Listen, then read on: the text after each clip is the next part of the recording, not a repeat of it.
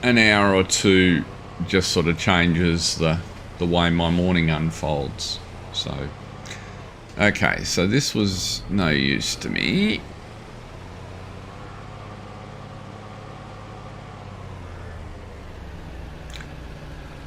It might be one of those things we just have to play by ear.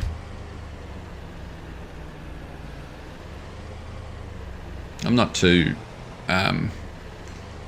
caught up on a specific schedule, and I find, so you know, living in the real world. So if FSG decides all of a sudden to do a stream, I learnt the hard way. There is 0 point trying to stream at the same time as that,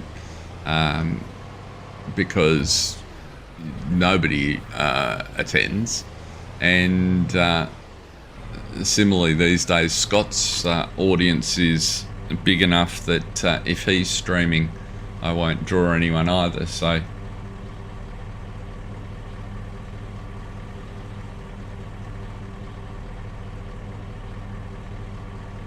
oh no, Jason, it'll be very interesting to see when the thing comes out next week, whether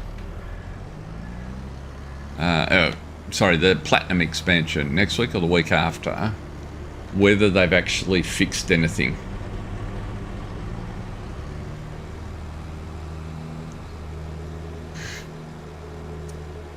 Yes. Yeah, it does, Jason. Well, I think everybody's... I mean, it's the really nice thing I've found about this community. Everybody's pretty respectful and nice and helpful, and so nobody wants to tread on anyone's toes. But then there's the practical reality of if you've got the name and the audience and you're up, then the newbies like me just, you know, there's no airspace. So that's okay. I recognise that. You know, I'm doing it actually for this sort of conversation. I discovered it, wasn't something that's natural to me. I never expected to stream anything. And it's just a different way to play the game, and it's fun having someone that's watching that can say, oh, actually, rather than do that, do this or try this. It's just a different game experience. And yes, I tend to agree with your cynicism, Jason.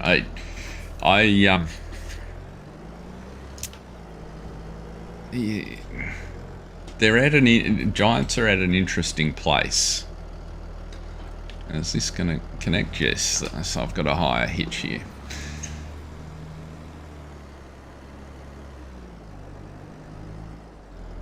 Yeah, exactly, Tanner. And it is fun. And I'm in a position where, I sort of started doing this because I was just curious. It's a different set of things to learn. So it's as Argsy has put it, it's just a hobby. You could easily be collecting stamps, but it's a little bit more connected than something you're doing completely on your own. Ah, cool. I haven't seen that yet. I think the forestry stuff is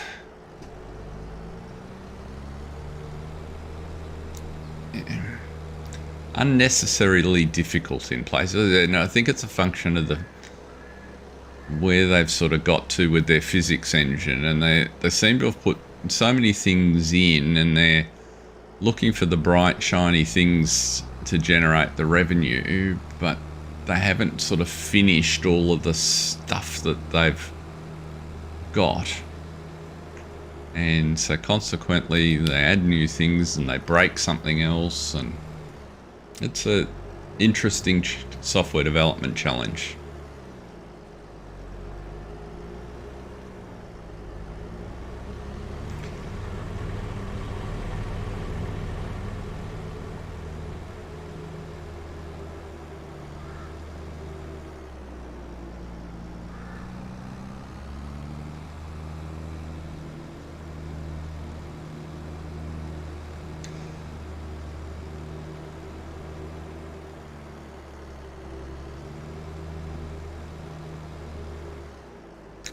Yeah, it's a really unique thing. I mean, what struck me, because I only started with FS22 in, now what am I trying to do here, back in December, and I've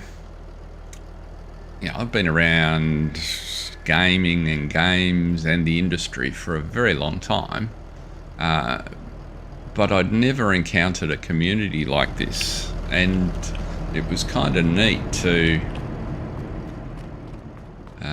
now I'm just trying to think what I'm trying to do here while I talk. It was neat just to let's pick this up. This will be interesting. To go into like a forum or a chat environment where there was nobody swearing, nobody carrying on, a civil conversation, bit of a laugh. Oh goody. Not compatible with that. Okay. That's a bit annoying.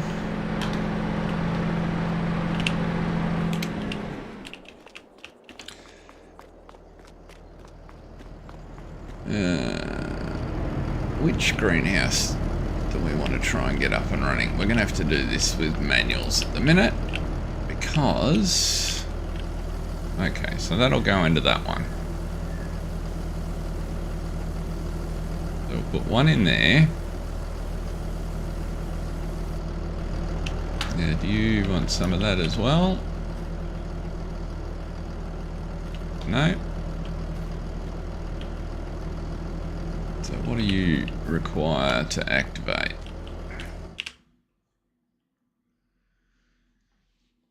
You have, so you just need some of this stuff. This taro, which we should now be producing.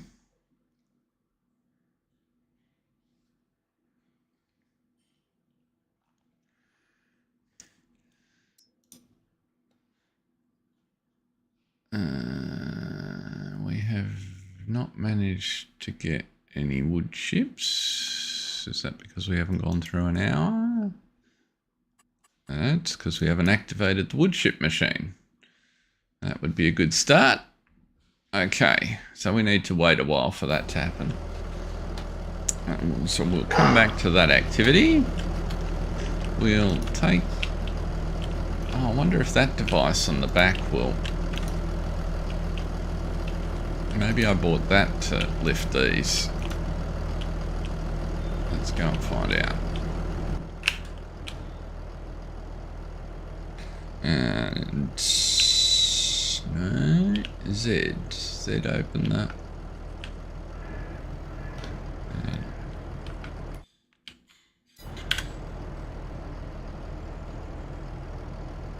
why can't I?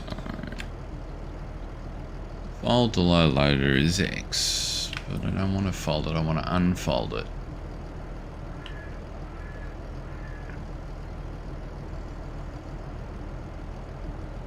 Very strange. I'm really having a good time with these mods at the moment.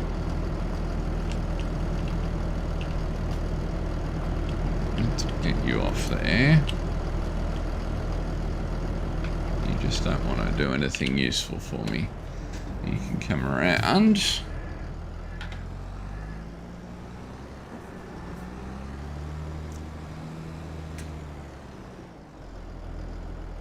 And yeah, so as I was saying, and so what I started doing was watching Mr. Sealy P and Virtual Farmer, actually. I sort of found them first, and I learnt to play the game pretty much what... Okay, what am I stuck on? Oh, so it's unfolded, but it's not unfolded. Okay, this trailer needs to go.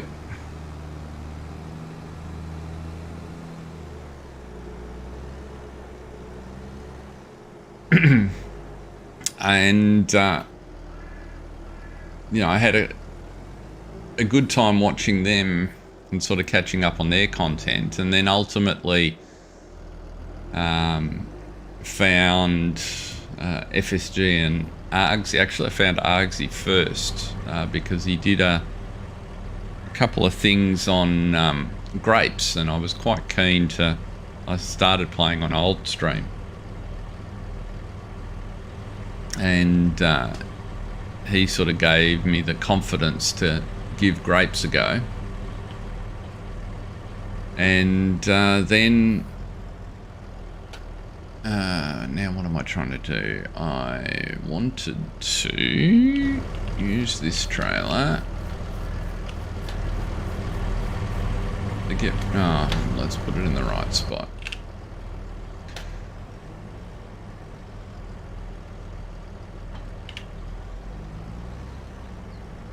And so then I found it, like, it was immediately obvious, having found my way into the Argsy FSG community, that the style of play and the operation of the community was very different.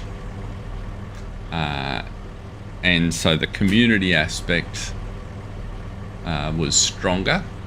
And so that was kind of just really easy to gravitate to. So the thing about this map, if you haven't seen it before, is all these bits of debris are able to be moved, and you can take them to the recycling centre, and they're in effect the collectibles for the map. We'll see. Whoops, that's not going to stay on there. Should put this on the bottom.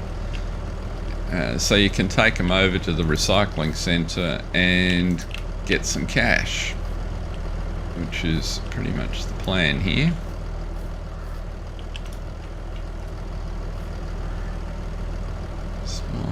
It is. My joystick has started to work again. How novel.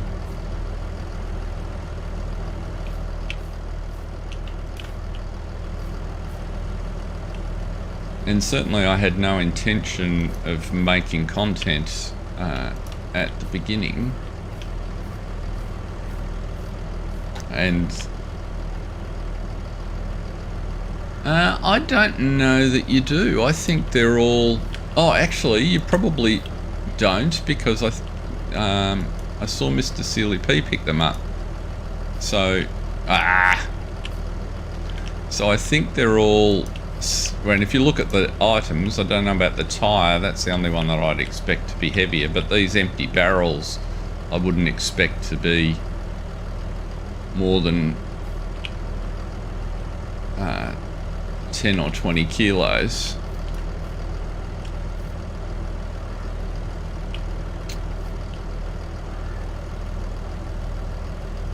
Come on, stand up straight, that's what I want.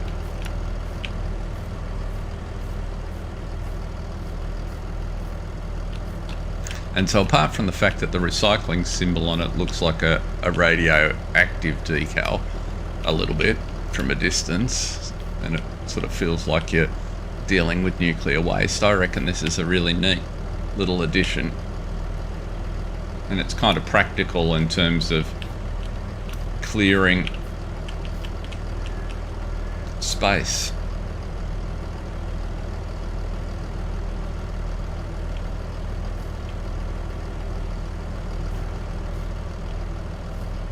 Oh, and actually I don't, whilst I've got the tag there, I'm not actually activating super strength to pick them up there, so they're actually showing up for me as normal weight items.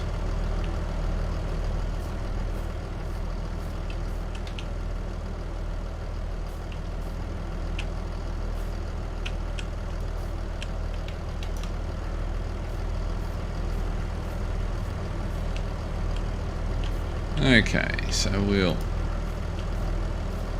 put you on there. Let's see how many of you actually stay on this dinky trailer.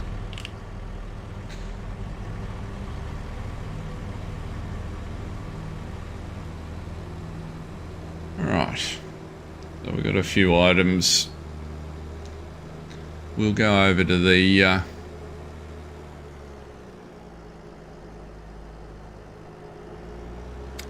recycling centre and get rid of them.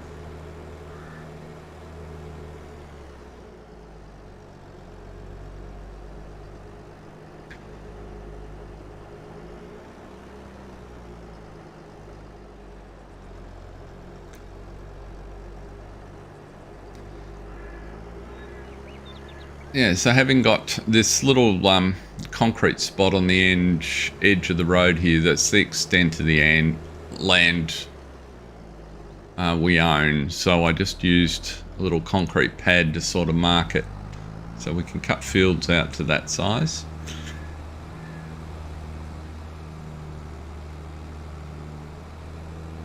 So before I really kind of understood the content creator thing, I had a couple of ideas for material, and so I, naively just popped them in an email and sent them off to, I think I sent one to FSG and Argsy and one to Mr. Sealy P, and of course, they I just had no concept of how many followers and how much stuff they must get, or even how much content they'd already produced over the years. So and then I watched on a bit further, and I thought, well, actually, it wouldn't be a bad thing to give that a go. And and then I found out that sort of the way YouTube works with these things. Oh, what am I doing? I don't want to go in here just yet. How YouTube works with these things, and I thought, gee, I wonder if I could get 1,000 people to hit the subscribe button and 4,000 view hours. I wonder what that would take. And I haven't really had a hobby other than just gaming for most of my work. I didn't have the time. Right? Work was all consuming, so I thought, well, let's, what's the worst that could happen? You get 0 and 0, and you have a bit of fun and learn some new things. And so that's where I started. I was probably about 6 weeks behind Scott's launch, although he's been at it. He's been active in the community, from what I can tell, for a long time.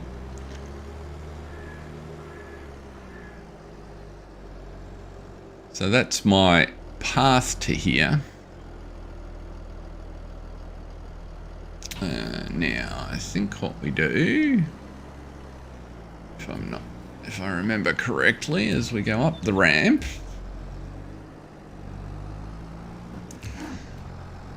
and I think it's this, that's the crusher. I reckon it's this red bin here. So if we take that off there, and this is just like going to our local centre, barely 3 miles from here, except that the guy at the gate didn't charge me $70 to get in.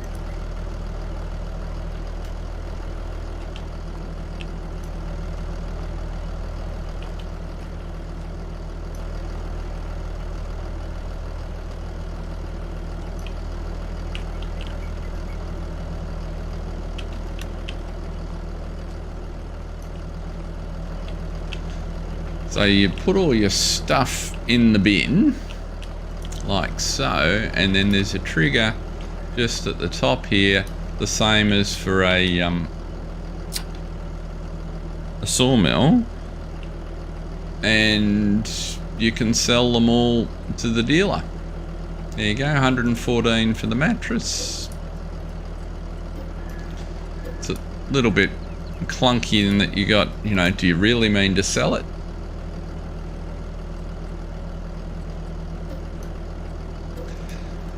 Yeah, our recycling dealers doubles as it's a council-run operation, and it doubles as a tip, so you can literally throw anything away there, and the prices vary according to what it is. So like electronic components are no charge. Okay, that's all done, and we ended up with $1,000. So, and a slightly clearer piece of land. So I think that's kind of a nifty little addition to the map. Kind of cool. Adds a little bit to the ambiance of the place, as I like to say.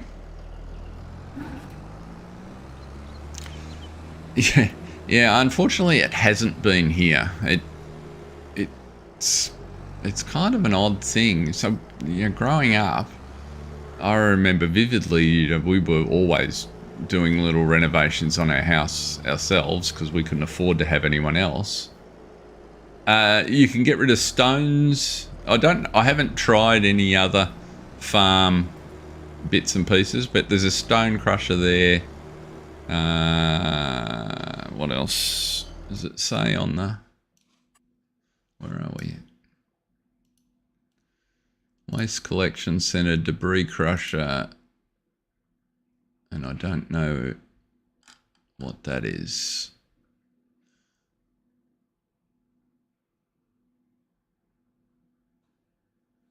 Maybe it's a sell point for something. Lizard Sea Arthur. We just used the waste collection centre. So the answer is yes, some stuff.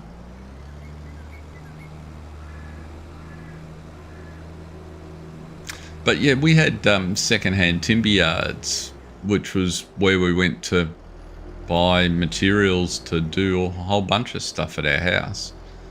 And they went the way of the dinosaur by the time I was a teenager. Come on, champ. Can't go anywhere with you sitting in front. Seriously, could you go any slower?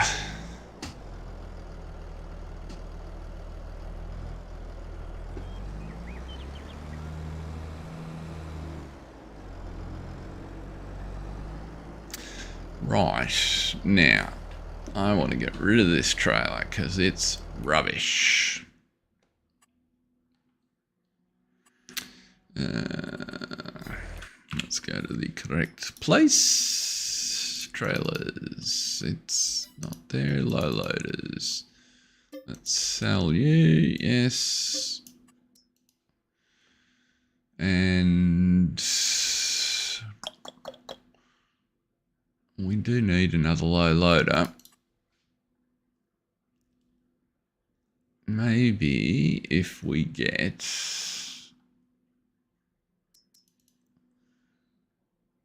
We can just afford the Bremer.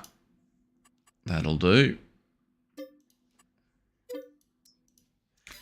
And then the advantage of that is we can put the Cedar on the Bremer and take both of them back.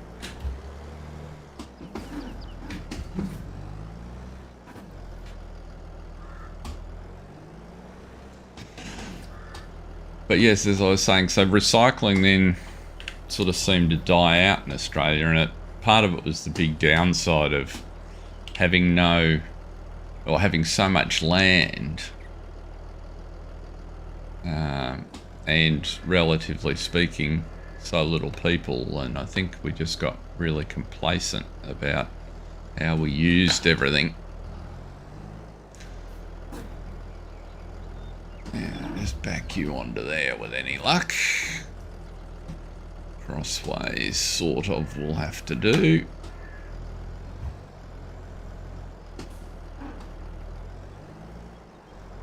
Lane swing. Come on.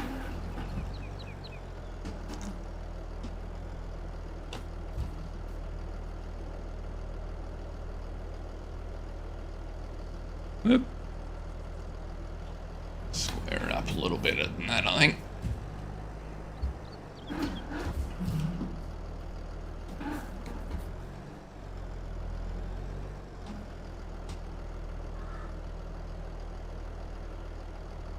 Come on.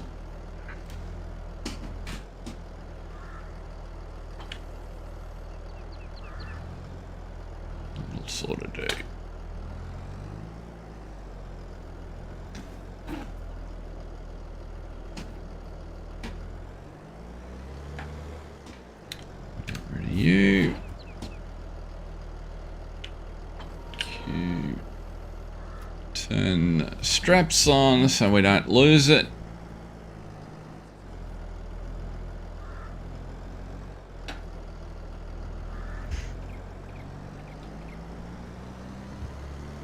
Whoop, a bit unbalanced from a weight standpoint, which is intriguing, but we'll manage.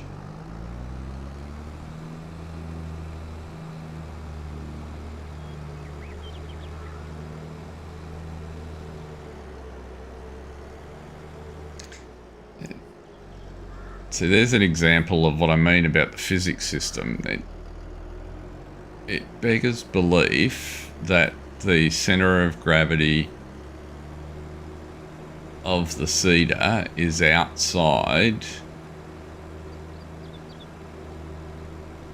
the wheelbase of the trailer, and therefore how could it, without some sort of velocity, achieve that? And it just says there's some basic calculation issues with the way the models interact with the physics system, which is just a little unfortunate. Because what happens then is when you introduce lots of extra equipment, a lot of stuff turns up that appears to be bugged simply because it's not interacting properly. So I guess in a sense it is bugged.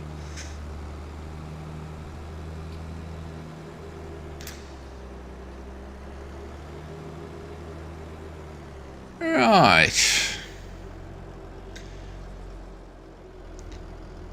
And back to what you were saying earlier, Jason, the plan, and one of the things that caused me to sort of say, well, actually we'll give this map a go, is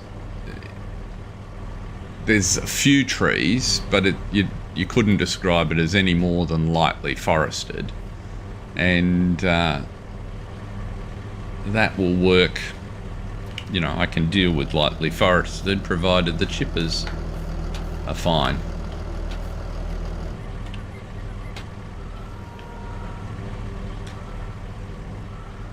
Right, so next job. Let's go and inspect. How many tree stumps have we still got sitting in this field that we want to get some grass seed into?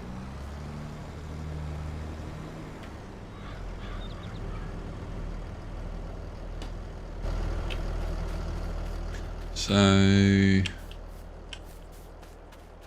one over there. Well, let's get the, where have I left it? There it is.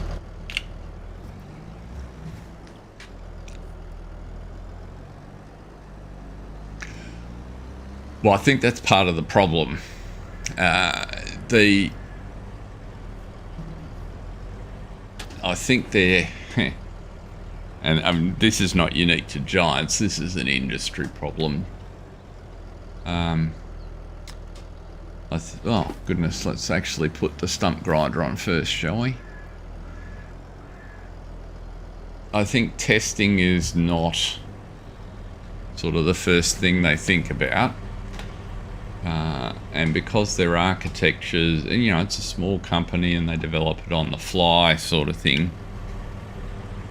I don't think there's enough thought given to how they'll test anything. And of course, as systems get more complex, that becomes an issue that just bites you over and over again. And then you have the, you know, really quite unique strategy to go with mods. And of course, they're not in a position to test mods, and are never likely to. But they also don't make it easy for modders to test their own mods. So you're forced into this environment where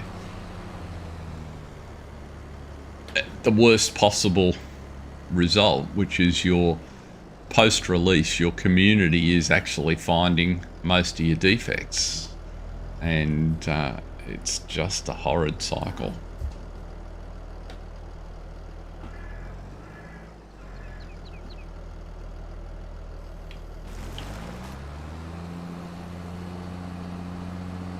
But running a commercial development operation for years, it took, well, literally years to, and it was a frequent activity.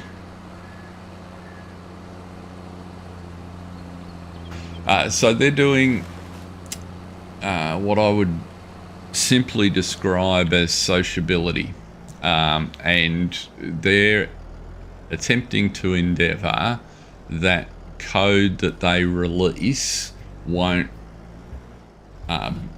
break the base game. So that they're trying to enforce some minimal standards and make sure that you don't end up, and in this respect I think they're pretty successful with breaking people's game saves just due to a mod, and for the most part they achieve that. But that's all they test for. And I think they've just got a number of scripts that they run and a process, and I think they also do try to do a little bit of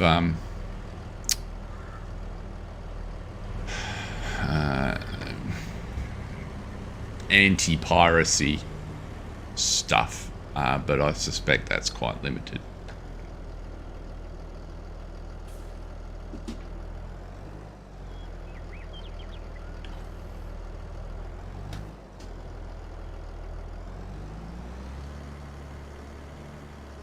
Right, and we go and get, you can bet your life I've missed something here, but let's go and just get these little bits of grass out.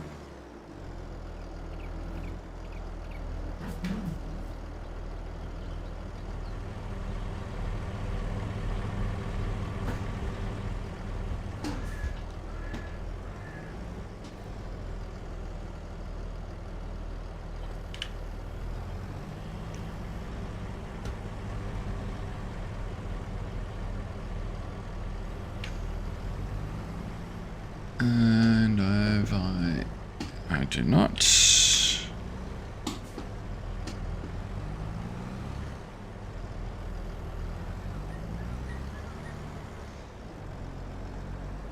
And I don't think that the turnaround forecast is much more than the marketing guys wanting to demonstrate that there's a pipeline of stuff coming to try and keep conversation alive in the community.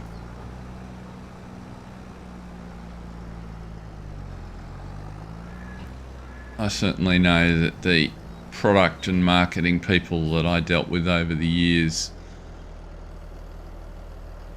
were never really interested in the facts, because they tended to get in the way of a good story. The best ones were, but there were lots of folks that just wanted to be seen as always having good news. What I used to refer to as the green report guys. All their status indicators had to be green. Didn't actually matter what was going on.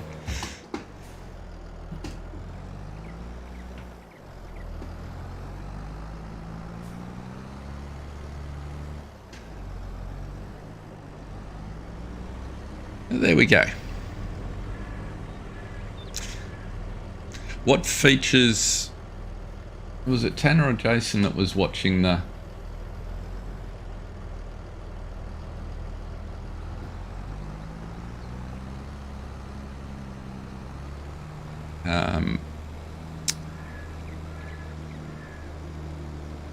watching the stuff from Giants? I was just wondering what features really caught your eye in that bid, because I really haven't paid much attention to the Platinum expansion. I bought the Seasons Pass and have so far been seriously underwhelmed. I don't think I'll be doing that again.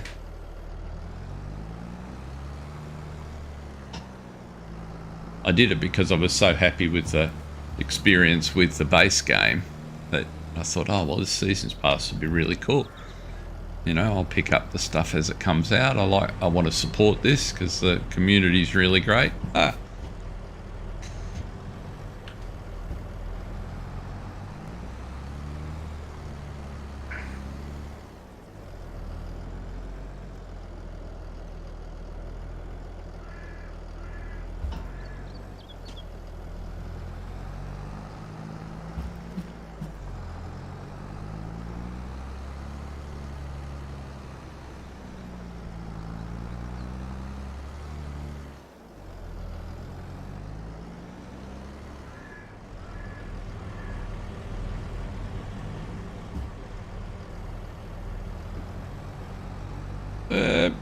Missed. Depth perception.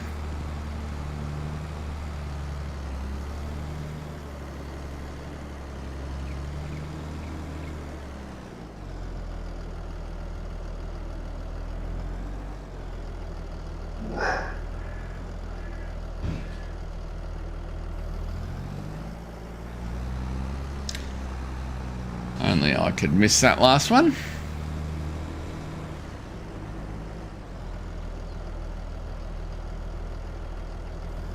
Let's get this direction. Oh gosh, the real farmers out there be horrified at the mess I've made ploughing this field. Furrows running in every direction.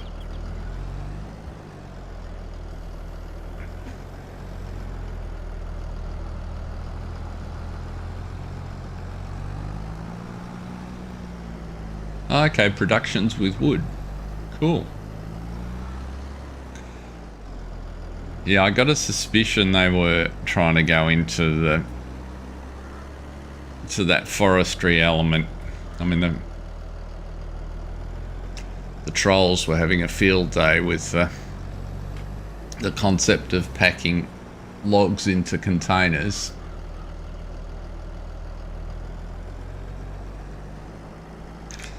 I'll be interested to see whether there's any additional functionality that will affect all productions.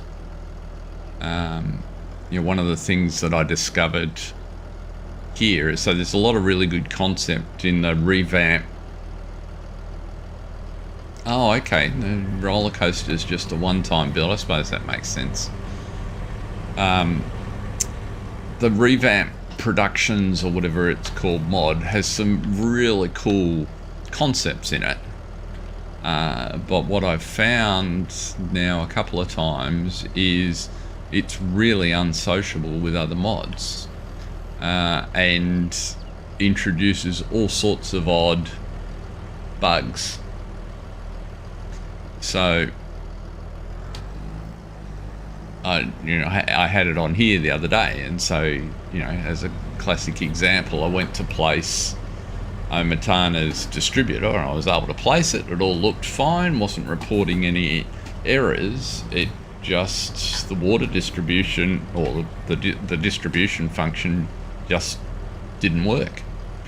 It wouldn't put water in anything. I tried a different water tower from another modder, same problem. I took Revamp Productions out, both worked immediately. So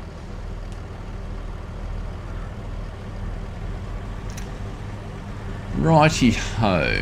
So what are we going to do here? Let's just have a look at the aerial.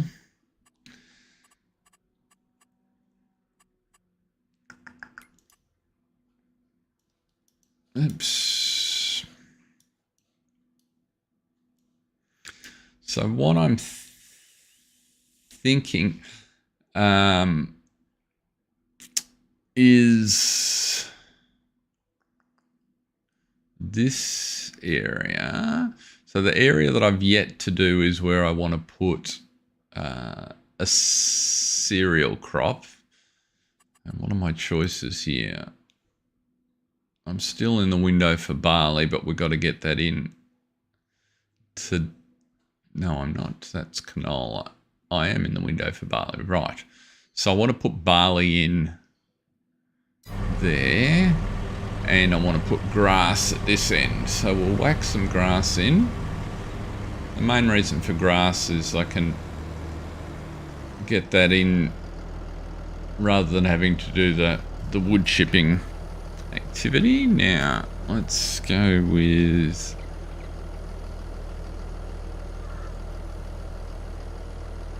grass. Let us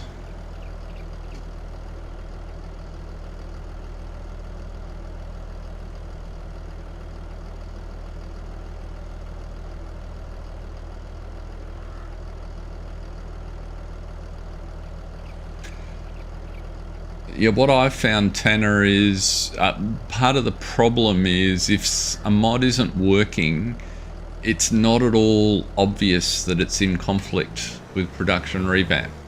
And so you have little tiny things or new things you add, and then you find an odd behavior somewhere, and you're trying to figure out what the problem is really difficult. And what I've come to understand is an early place to look needs to be production revamp, which is a shame because I really like a lot of what's in it. We are seeding good.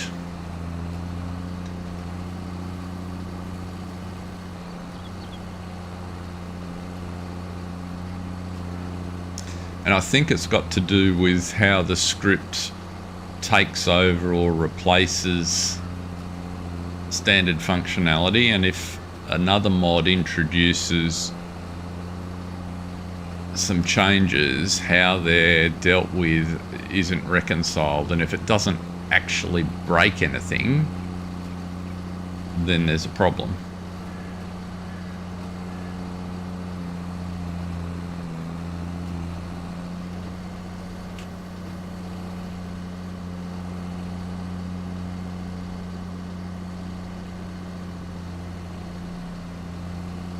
And I use Elm Creek generally as a test bed.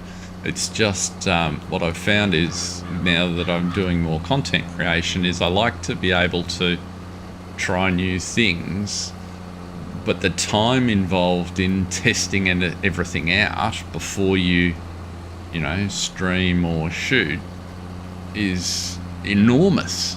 And it's kind of like, oh, do I take the risk? And sometimes you take the risk and you get stung. So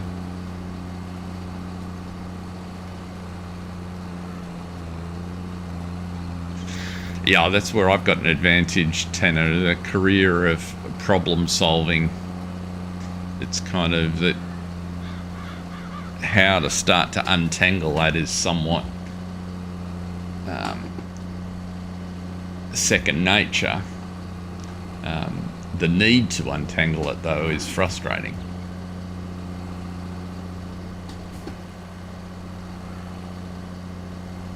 Okay, well, let's go to a positive story. My first impression of this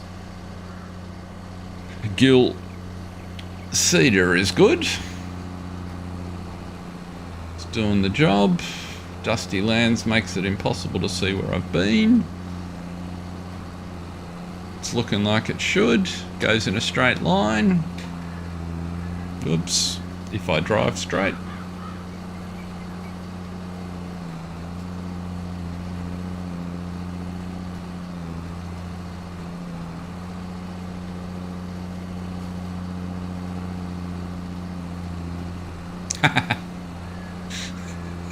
Well, installing the wires kept me going for a week when my PC blew up a couple of weeks ago, I tell you. PC construction got a lot harder since the last time I'd done it.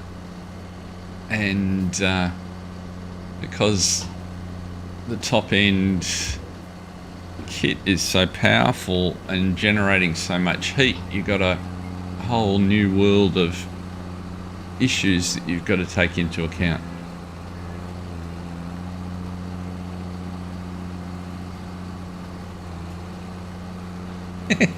Oh, well, that's good, Jason, because you never know.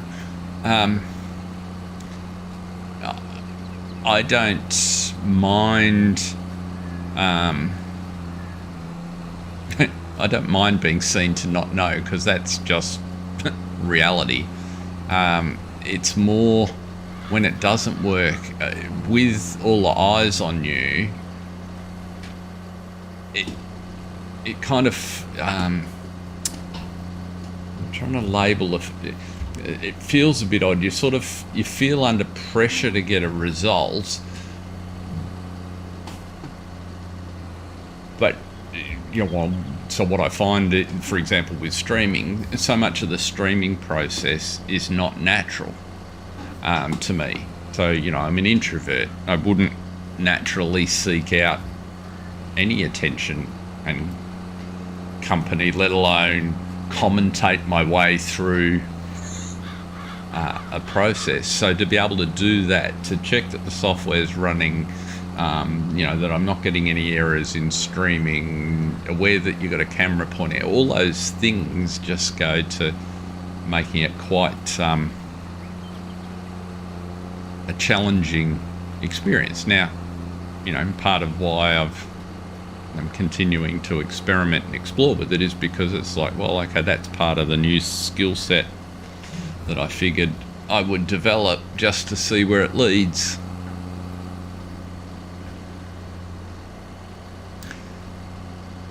It's actually easier to do it, strangely enough, I've found, when you have some audience.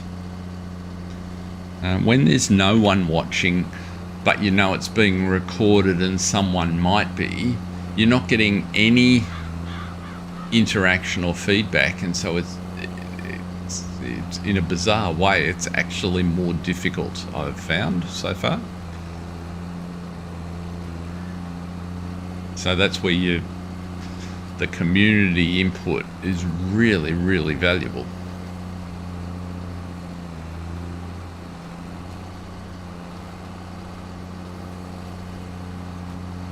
Paradoxically, even if it's wrong.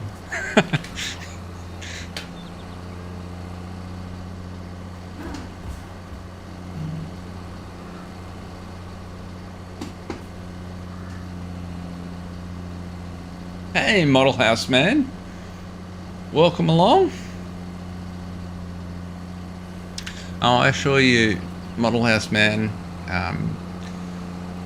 when the alarm, well, it's not so much the alarm, when it sort of ticks over 7 on the morning I have to stream, I have a mixed set of feelings about getting up and doing it, which is interesting because I expected, my career gave me many opportunities to speak in public, so that was just one of those skills I knew I had to have.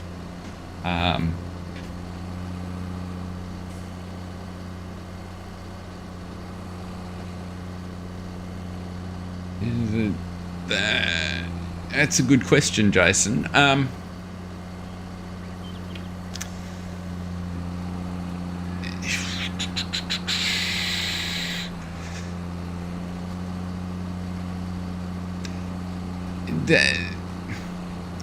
See, I don't feel...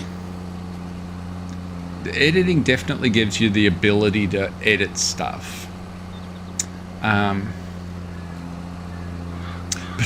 But I guess... so one of the things I feel really conscious of when I'm editing is the continuity. And so to me, it's worse to cut out something where it didn't go as you want and have that obvious or even able to be deduced from the footage by it not being there, than it is to say, I really screwed this up and just leave it in. And so that the thought process in editing is very different.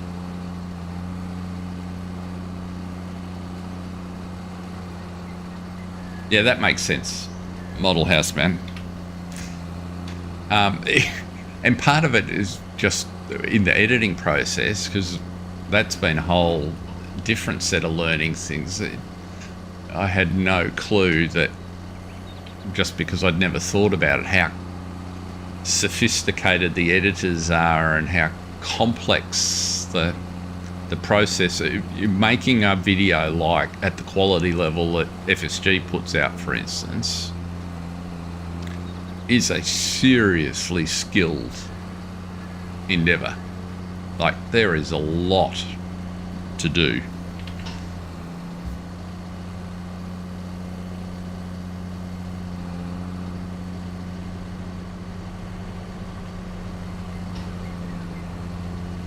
The other challenge with mistakes that I find is including them is not so hard, but typically mistakes, when you make them, add a serious amount of time, and you're on a degree of a time budget with a video. So what I find, so a couple of the ones I've made along the way where I've gotten literally to the end of something that I was doing and suddenly realised that I've messed it up completely. But that's required to remedy that, has required to go back and reshoot the entire thing, which means going back several game saves and those sort of things. So getting mistakes that sort of fit with the flow and are part of the story and leaving them in. And the best example of that I can think of off the top of my head was in the Griffin episode a few back, where I was trying to figure out how to work the shredder.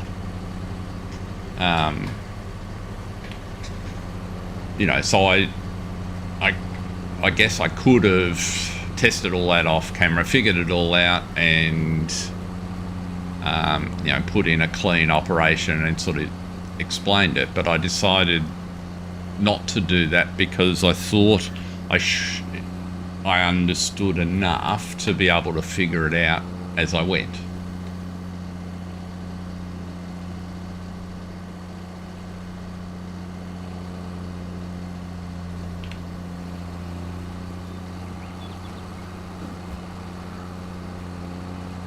So, hey, it's all, the way I'm kind of approach it at the end of the day is that it's all part of the learning.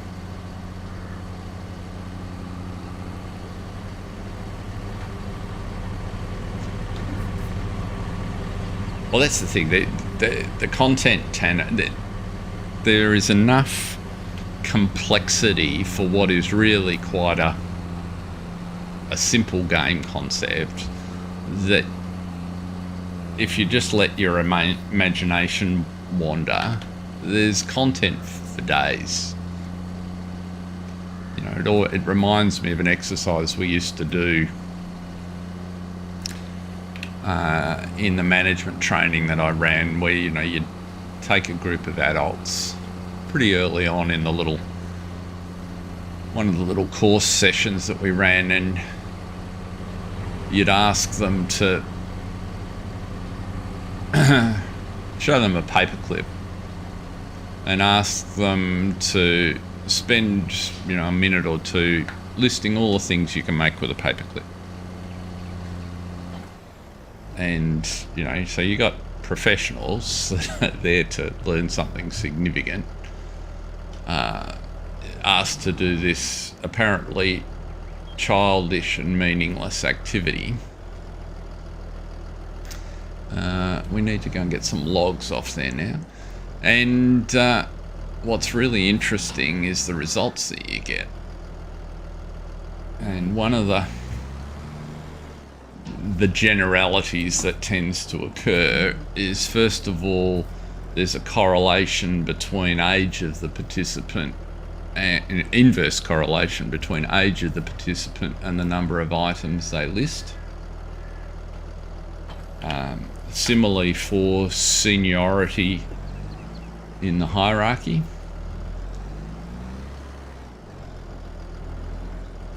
No worries, Model House Man.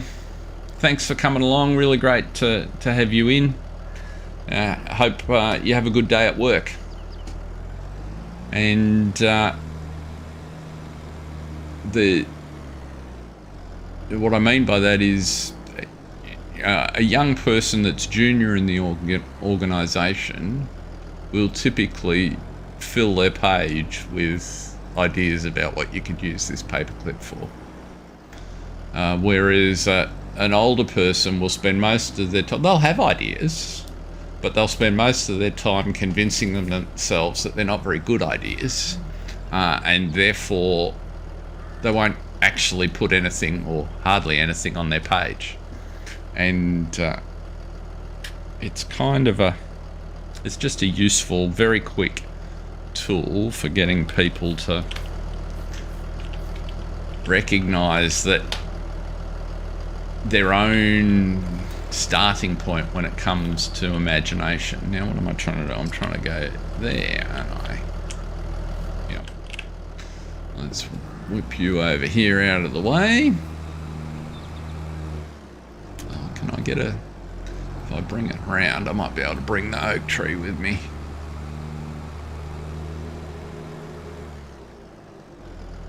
See, I'd argue the physics on this log is behaving generally better than most. Now, where's that other one? Can I... Yep.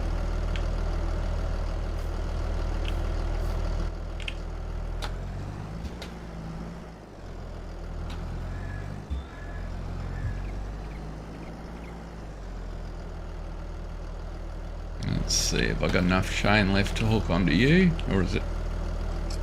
Yes, I have. This would be interesting.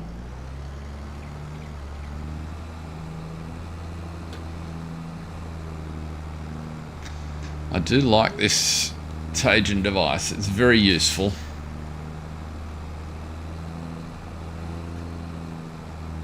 I can pull this all out of the way over here and clear it out later.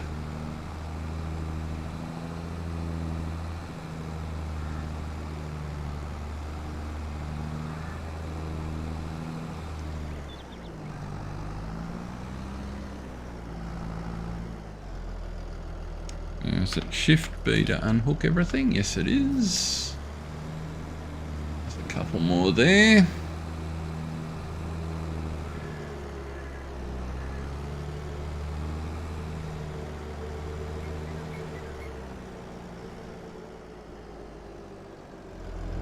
So if you haven't used this little winch device I'm using, the Tajfun, I think that's how you say it. That's it here, Tajfun. It's just a winch. It sits on a 3-point. You come out to the tree, B will attach the chain. You might just... you've got a limited length of chain, so you need to, if you want to hook up multiple like I just did, you need to get them over close. You can reel the chain in and pull them up to the back plate on the winch if you want. I don't tend to worry too much about that. I don't use it that finely. Where's this other one over here? What sort of tree are you? I don't want to cut your branches off because you'll be a pain. Let's zip over there. So if we come over close to the trunk, we can just add him on as well.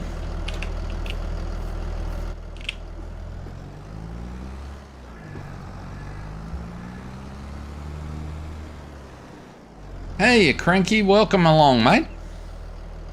Hope you or have had a good day.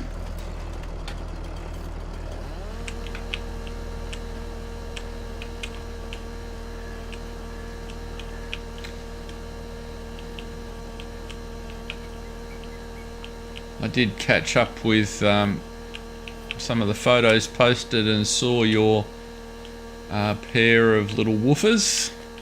They looked very cute.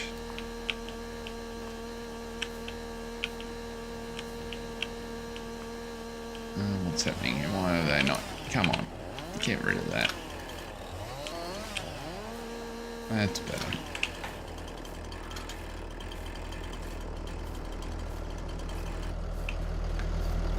So we're making better progress today, Cranky, thankfully. We couldn't have made much less the other day. But we have put a stationary wood chipper in back in the garden centre. We've got grass in the piece of field that we cut over there, and we're just moving some of these trees out so that we can get some barley in this bit. We have a load of wood turning into wood chips, so we should get some of that compost out a bit later. Am I going to be able to pick this guy up? Might be out of chain. Oh no, got him. There we go. We're feeling the weight now.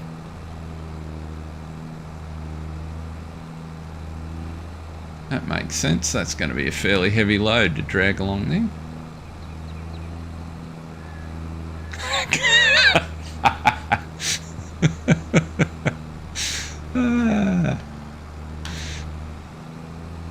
See, it doesn't matter where you live. Some days are just the same the world over, Cranky.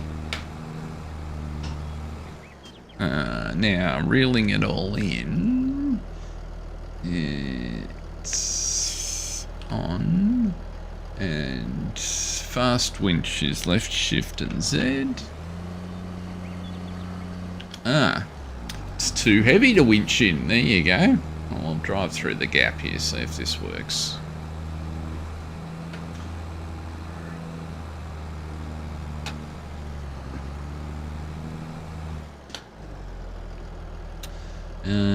Detach all, left shift B, there we go.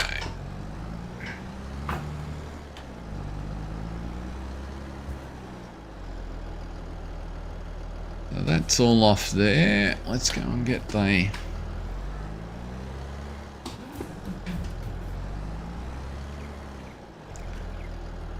plough.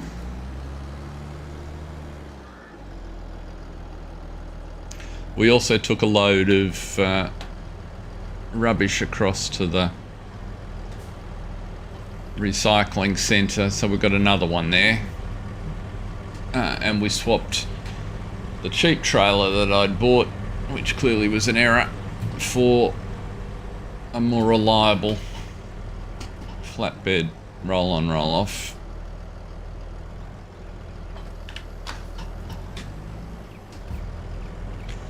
Yeah, we're getting there.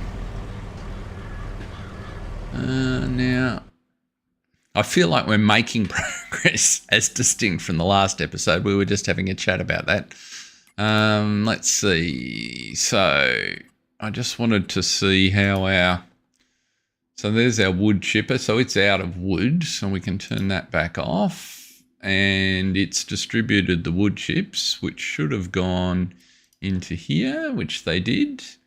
So if we now tell it that we want to activate that, we should get some of this.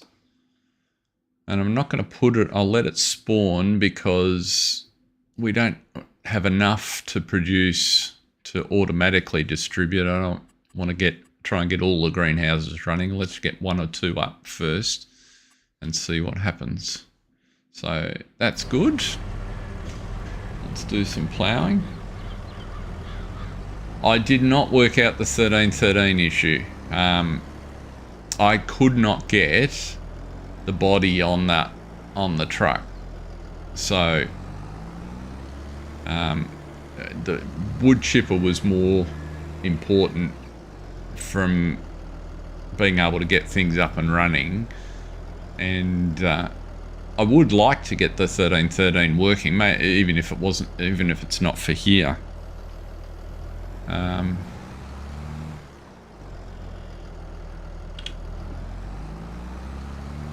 Just because it's a kind of cool looking older style truck.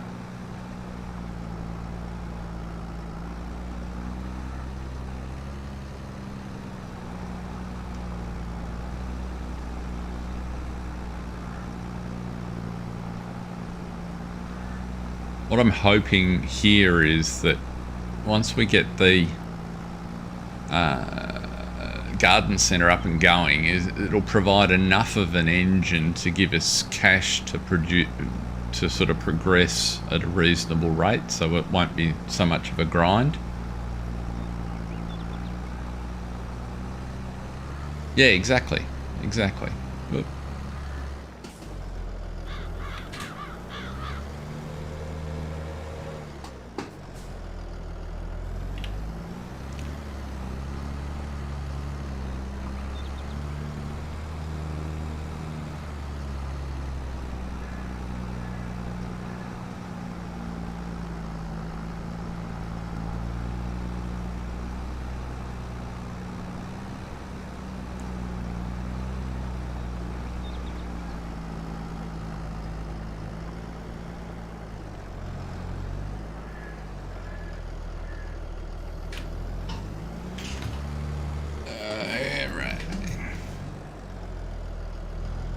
suppose I should just go back that way.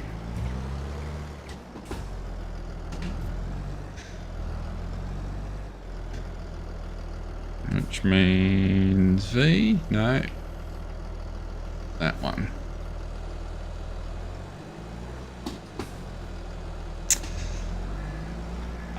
No, Cranky, as best I could determine, the wood chipper will not take spruce. It'll take pine perfectly. And it's interesting when you go into the XML,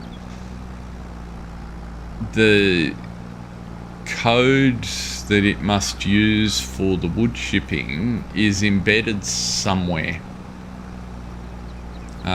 So the same problem exists on the other Yen's wood chipper. So there's no, I expected to find like a fill type, input fill type statement, which I could just modify to add the spruce to, but no. There is not one there that I could see, so I just don't understand. Maybe Mark Thor, or one of the really equivalent, really strong technical guys, could tell us what's going on.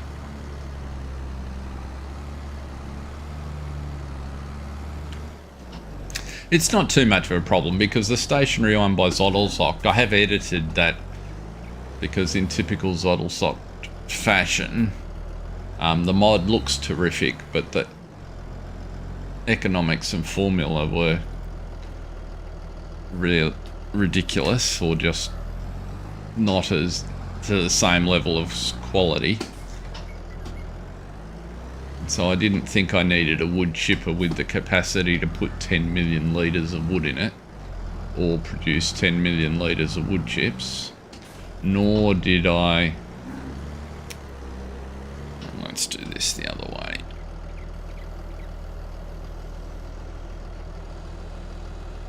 Nor did I need it to instantly turn, 120,000 litres of wood into wood chips. So I just toned it down by a factor of 10, and I think it'll do nicely.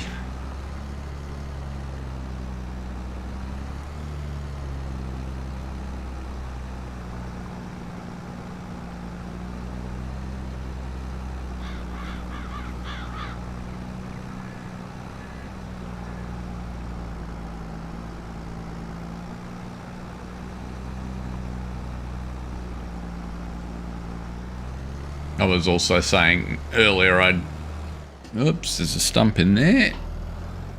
There it is. I also discovered that the production revamp mod clashes with Omatana's water distributor. So I've had to take production revamp out because having a water distributor was more important to me. Well, it actually clashes with any water distributor. I tried two and had the same problem.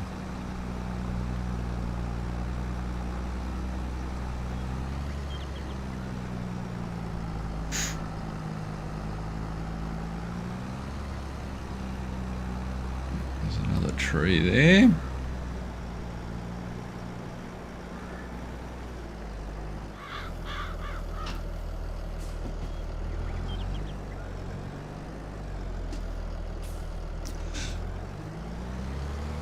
I'm also wondering from a timing standpoint whether Giants in their 1.8 patch in preparation for the Platinum expansion have changed anything else that they didn't bother to tell us about in the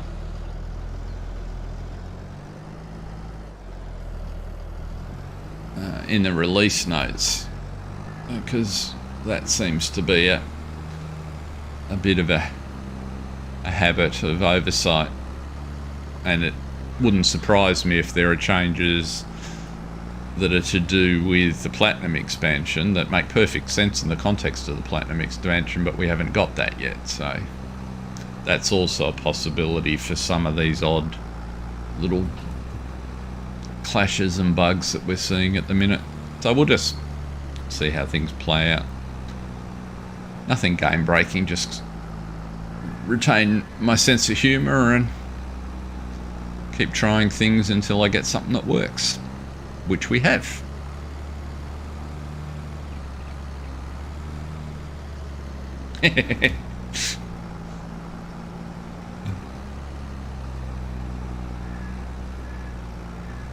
Yeah, if they were fixes, Jason, yes.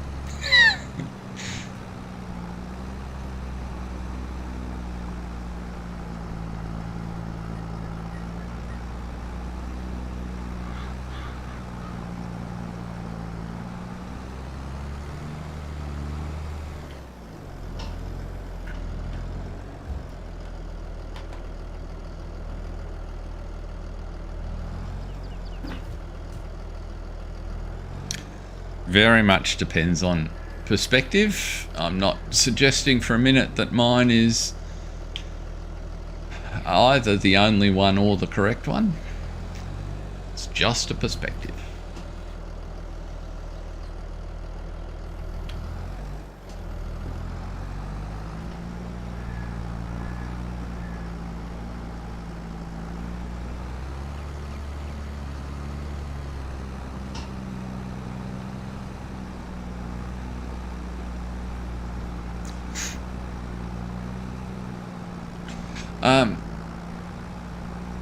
Just not sure.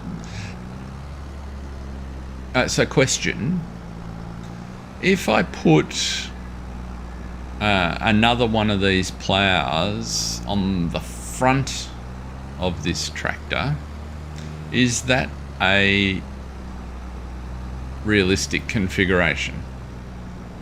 I mean, is that something that a farmer would do?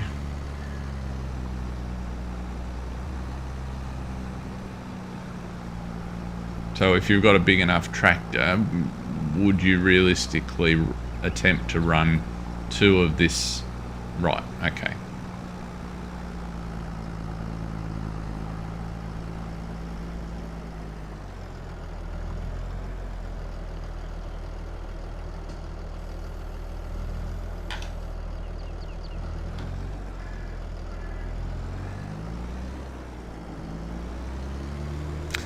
In that case, I will not go down that path. Where are we?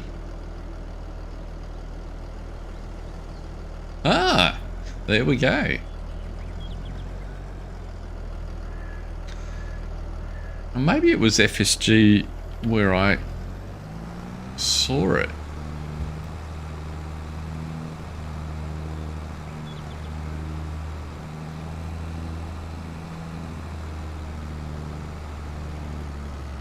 Now, how much separation am I going to leave for my grass fields? I reckon just a little bit will do. Let's try and hold this line.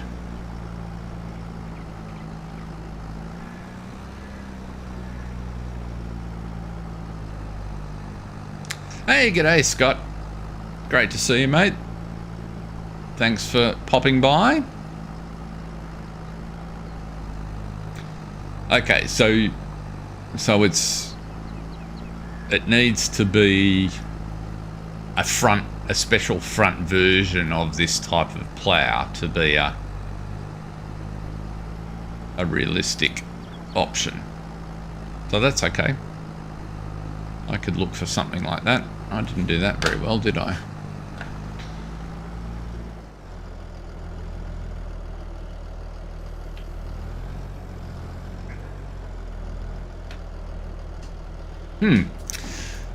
There we go. I seem to have mapped the Earth's curvature quite well without describing a correct line.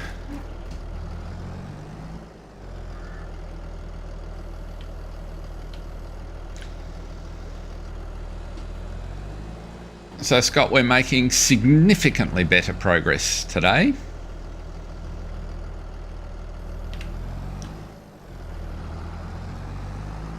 we have grass in the field to my left. We're now cutting this out, having just about got all the trees off it. We have produced some wood chips, and they're across in the composting factory, so we should be able to get something up by the end of the day. We figured out that the stationary wood chippers will not, the Jens wood chippers, either model, will not chip spruce trees for reasons that are still a mystery, and therefore we've gone with the stationary wood chipper that you and several others suggested, and that's installed and working in the corner of the garden centre. So, and it, to be frank, looks not at all out of place, so I'm quite pleased about that. We will just be cheeky here because I'll go and get the Tajin later. And pop you there.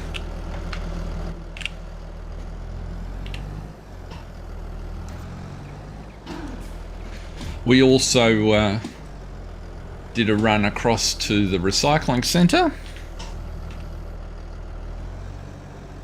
and took a load of rubbish, and in the process discovered that the cheap flatbed that I'd bought was worth its price, and so it has now gone the way of the chipper and been returned to the store, and we've gone with the Bremer, which will do us fine. So all in all, progress is occurring.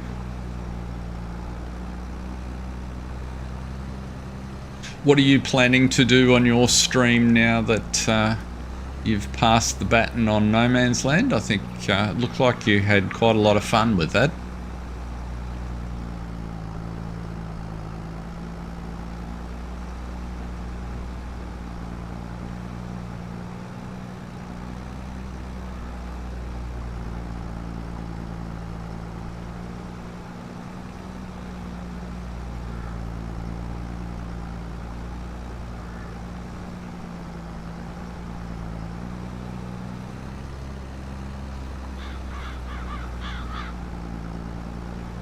Oh, and speaking of having fun, Jason, you might be pleased that there'll be another episode of Griffin.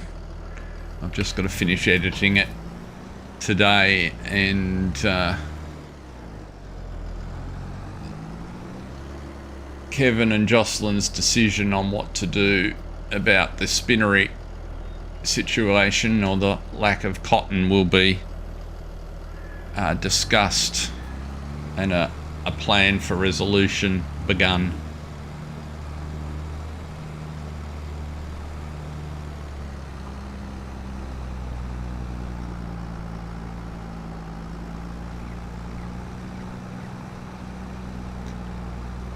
Any chance you'll get back to Renaboo, Scott?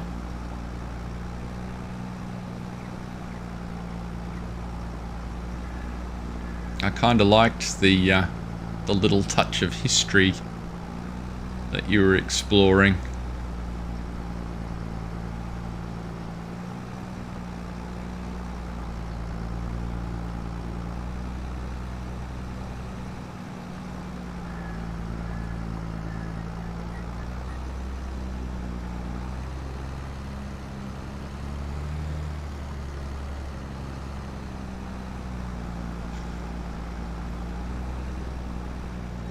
No, that's true, Jason. There is nothing wrong with going large on cotton. From the little bit of reading I've done about the area, though, cotton is more a secondary crop in that part of the world. It's present, but there's not a lot of it, is my understanding. So I'm kind of, and that is fitting my storyline a bit, I'm also conscious that the equipment set up for cotton to make it work is just sort of different, and I'm keen to get a big cereal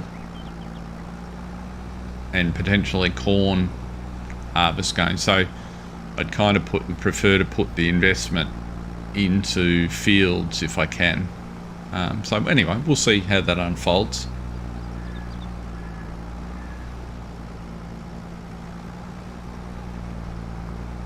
You'll see in the episode the direction I've elected to take for the minute. Oop. Let's not get hung up on there.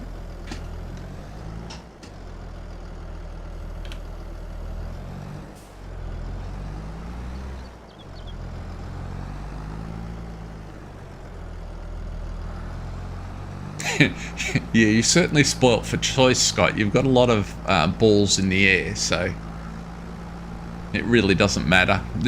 Do the ones that you enjoy the most. It's quite clear to me that is the biggest takeaway or tip.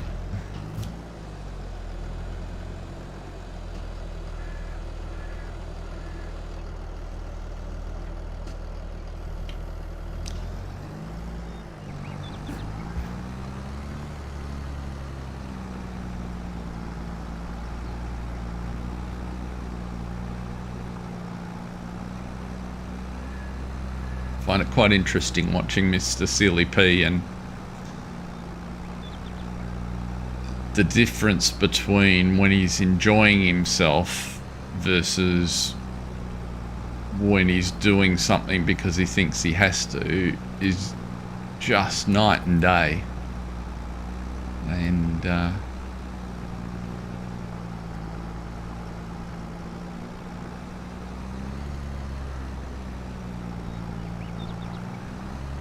he just comes across as such a terrific bloke, the sort of bloke you'd love to have a beer with.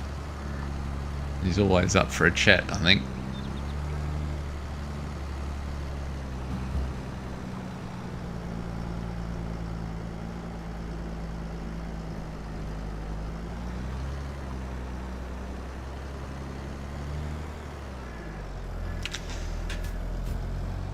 Oops. Whoa! There you go.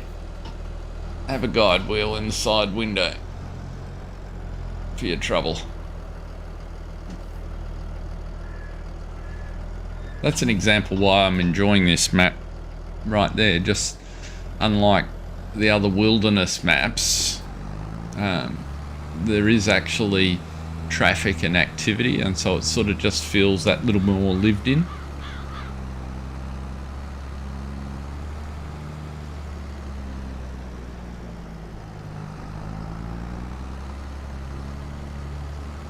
Yeah, that makes sense, Jason. I haven't watched Daggerman for a while, actually, since he started the series with, can't remember the name of the chap he was going to do something with. I just, not because of any issue with Daggerman's content, it was, I just ran out of time. Once I started doing this myself, and 2 series and 2 streams is quite a bit bigger, particularly as a beginner, quite a bit bigger time commitment than I expected. I probably underestimated how much time was involved. Not probably, I definitely underestimated how much time was involved. Let's go this way.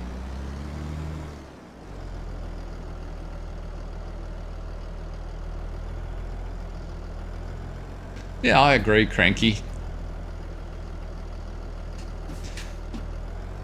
There's certainly nothing wrong with the way he plays, and I think part of his challenge is that, you know, he's coming up on 100,000 subscribers, and in a community that large, there's going to be a small percentage of folks that actually think it's about them and, you know, want to be heard, and, you know, it's kind of the troll fraternity. And unfortunately, you know, in that, for, you know, one of those, there's 100 people that have got the view that you just expressed that I have also, which is, you know, just do what you want. That's what makes you actually really interesting and fun to listen to.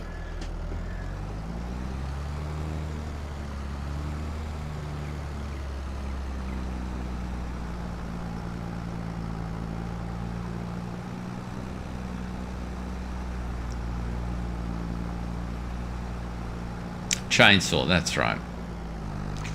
That's right.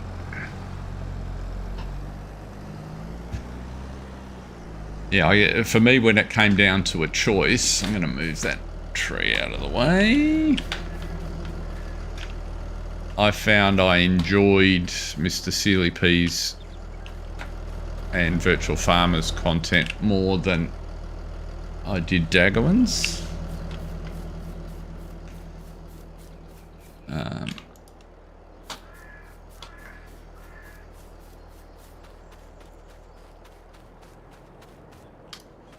It's not to say there's anything wrong with Daggerman's, it's just his style of play and the way he goes about things is not as much to my taste. Where did I leave the tractor?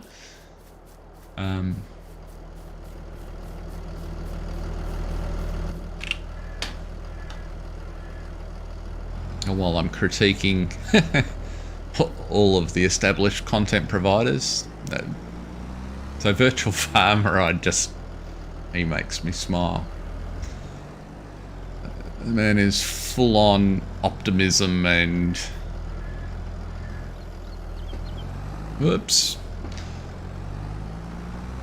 exuberance,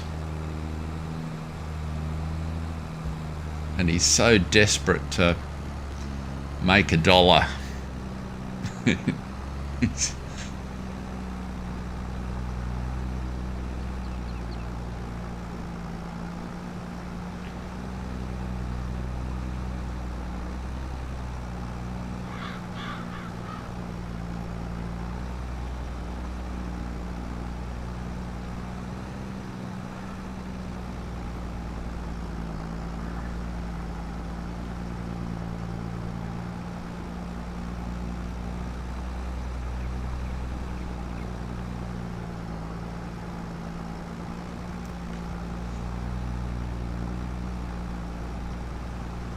Mr. Sealy P's mod reviews are just gold. So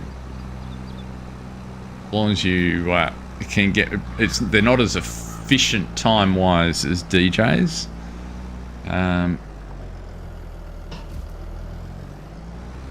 But his just the way he approaches them and covers everything, I just find really easy. There's many mods that I would never have paid any attention to if I hadn't seen his review of them. But it definitely becomes a challenge to keep up.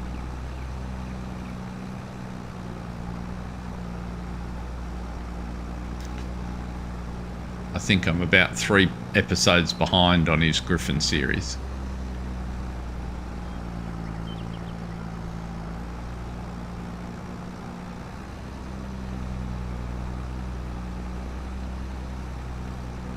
Yeah, they are more informative. Sometimes with things that you really don't need to know. You know, so he just can't help himself. I don't know how many times he said he won't go through all the tyre choices on a tractor and then promptly goes through all the tyre choices on a tractor. So every time he does it, I just break into hysterics.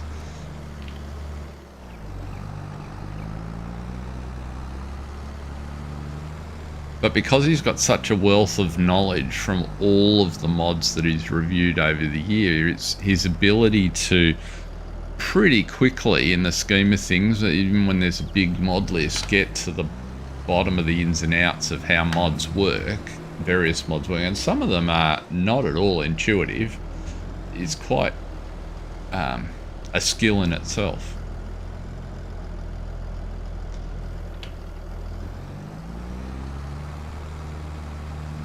And then when you take into account that everything he does he's doing on a console, you kind of go, okay, much respect.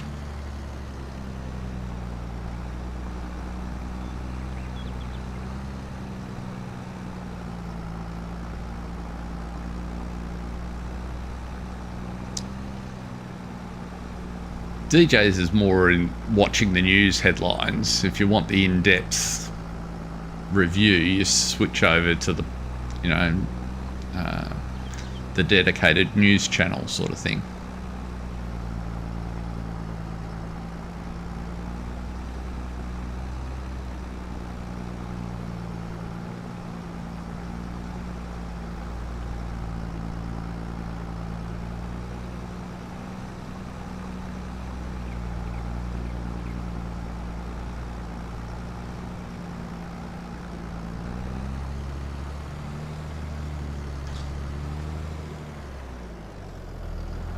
So we're hoping here in Melbourne to finally get some... Oh, crap. I was sure I picked that up. To finally get some spring weather this weekend. It's been decidedly wintry the last few days, by Melbourne standards. That's when it wasn't actually raining. We've just completed the wettest October on record by a considerable margin. In fact, the most of the east coast of Australia has either achieved or is on track for achieving the wettest year on record.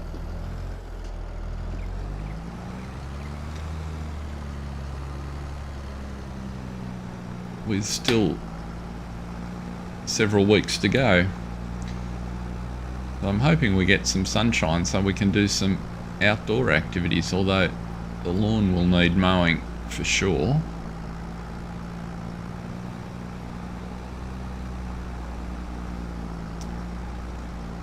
Might be time to blow the dust off the motorbike and try out some country roads.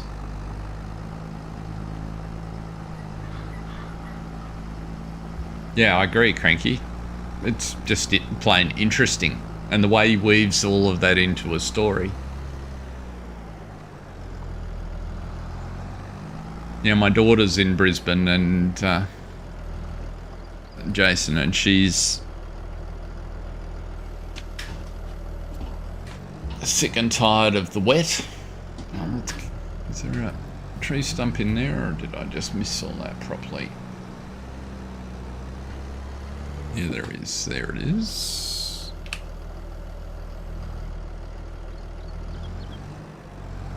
Oh, come on. I'm really not good at judging that, am I? Never mind.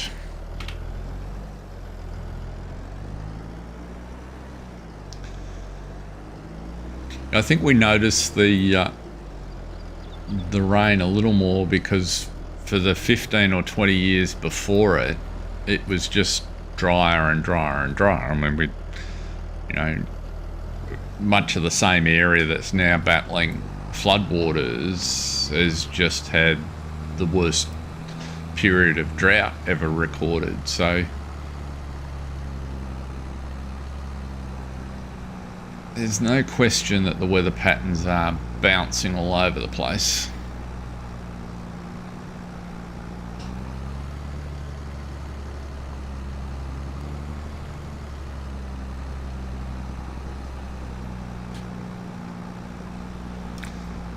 That's all right, if it just stays nice. There's nothing. I quite enjoy getting the bike out and heading somewhere to grab some breakfast in the hills on a sunny morning and coming back.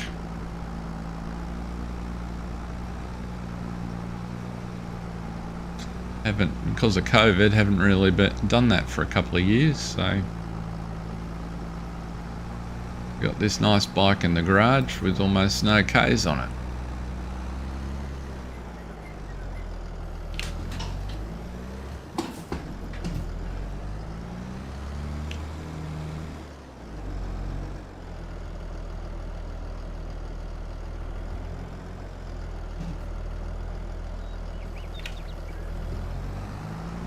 We're getting through this. Where are we? 10 minutes. We might finish.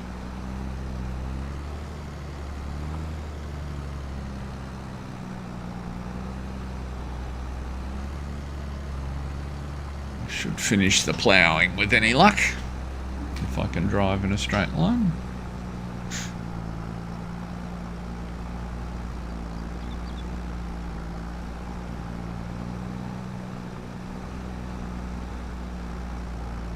$523. So we definitely need the garden centre to produce something. I think we've got enough materials there.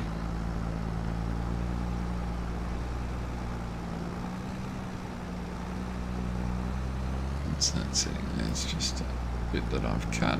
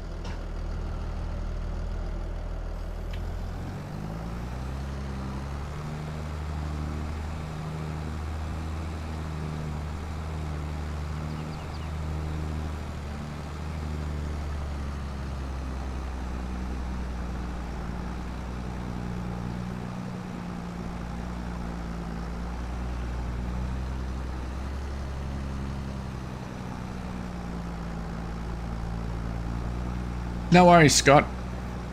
Man's got to eat. I'm pleased to see it's not Whataburger tonight.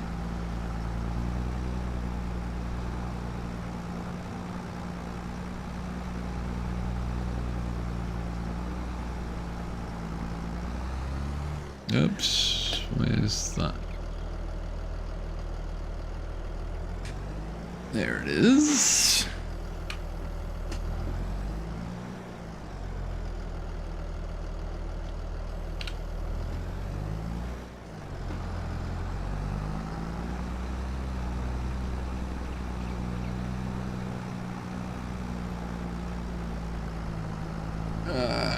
Radio.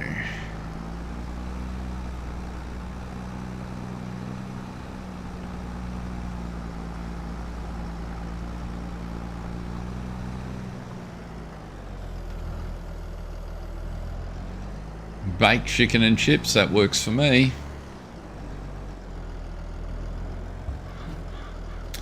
We went out to the pub last night. It's kind of often a semi-regular Thursday night. We'll catch up with some friends. A couple of they've just got back from 8 weeks in Spain and Portugal, so chicken quesadilla for me last night.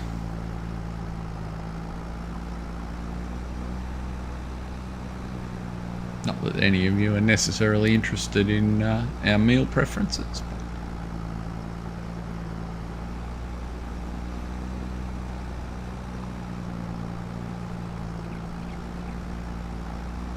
I hope it was home cooked cranky and not KFC.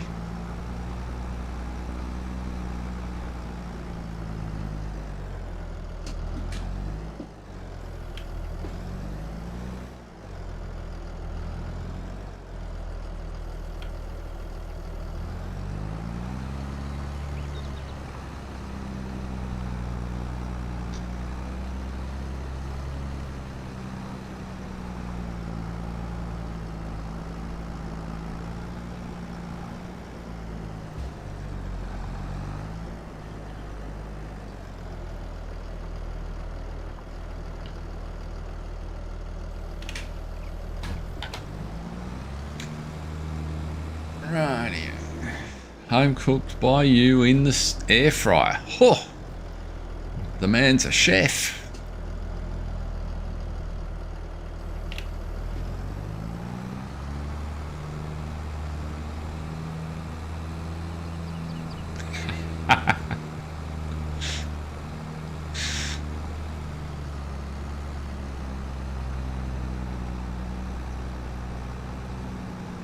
Oh well, the chicken producers of the world are happy with us.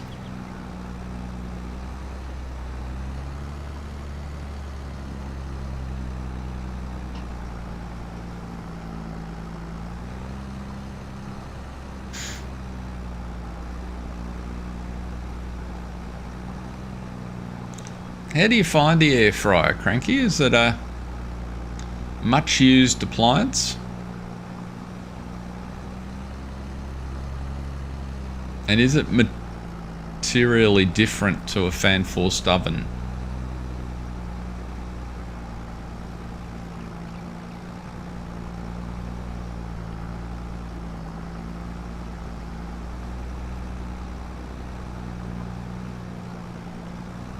I'm not sure I agree with that, Cranky. KFC tastes good, but I'm not sure there's much good with it.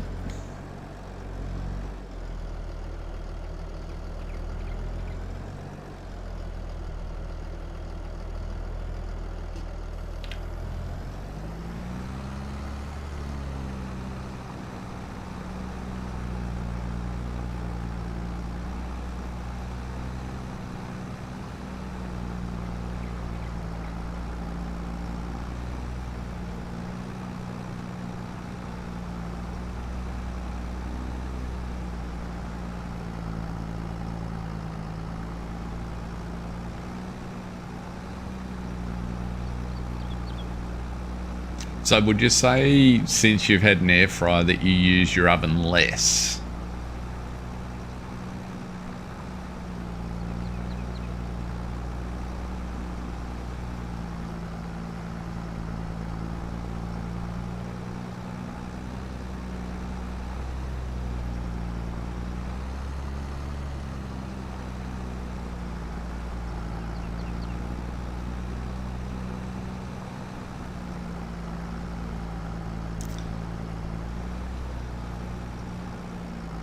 We don't have one, and I'm just curious to know if we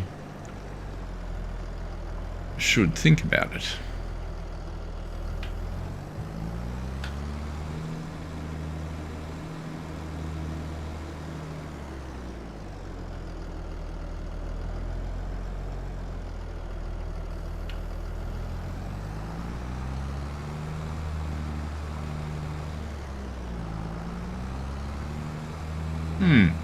Interesting.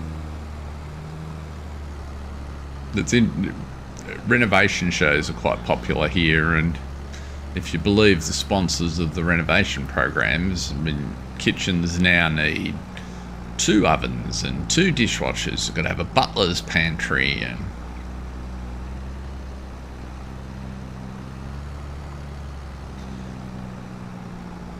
we added a slow cooker to the repertoire a couple of years, or actually just before COVID, and so Sunday meal is often a slow cooked all manner of different things.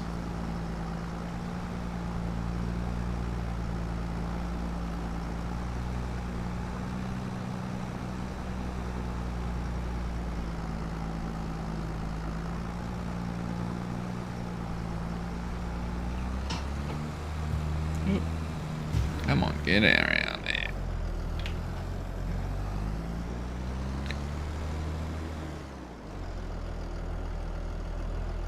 We're puddling through this.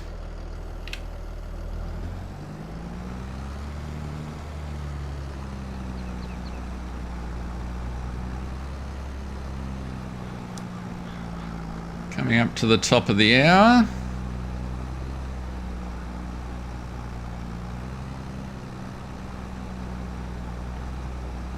Cool, I might have to investigate.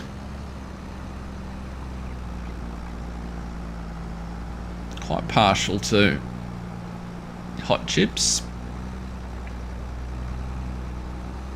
and fried chicken.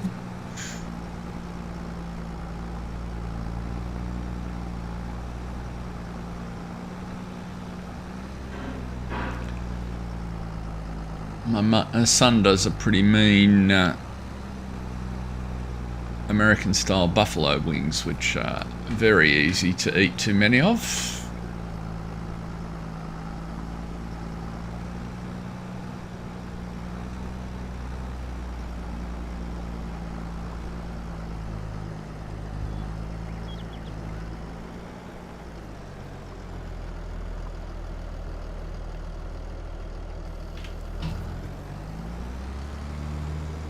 Oh, that's good to know, guys. Thank you.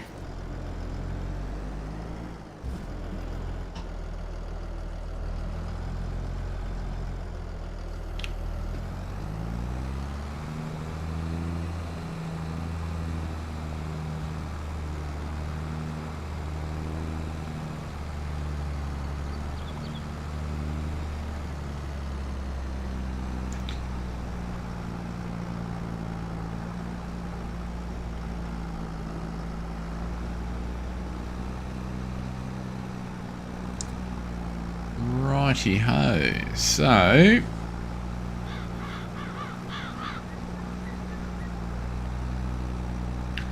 might finish this ploughing at the end of the row. I might take the stumps and finalize this ploughing for the next episode, so we can come and seed in the next episode. But we'll duck back up to the garden centre and check out what's up there.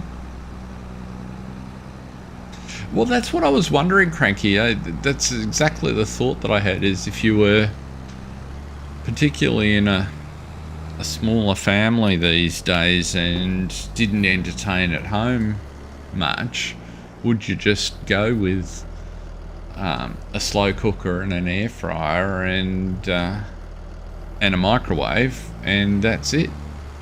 And if that's the case, that's a lot less expense and a lot more flexibility than a big appliance.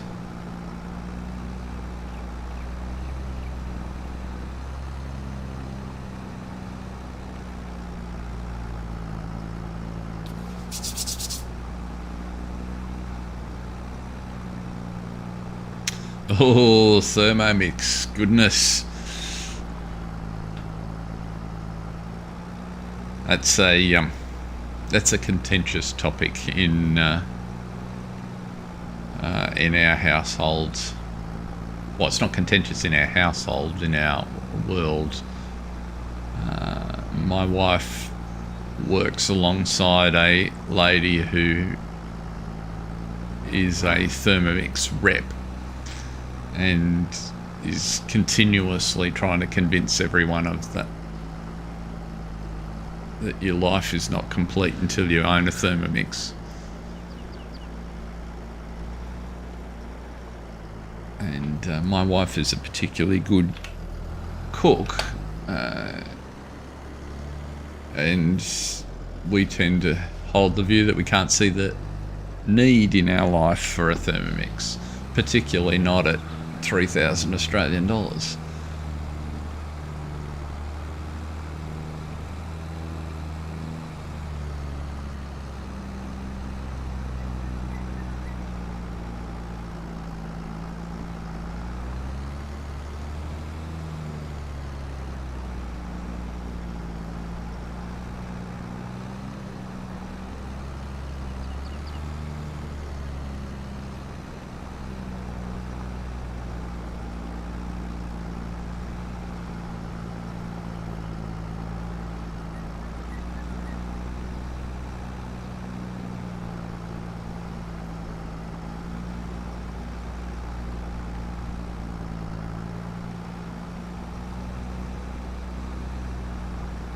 That said, I can see scenarios where a Thermomix is a really useful accessory, particularly for single people and couples living in,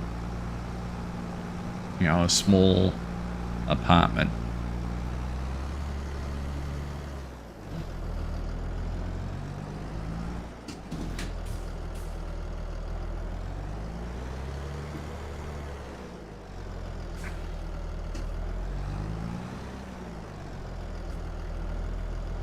Yeah, and if you've got two working folks that and you want quick meals, it would seem to me that it's quick and easy meals. It's a good solution, so I can definitely see the use case.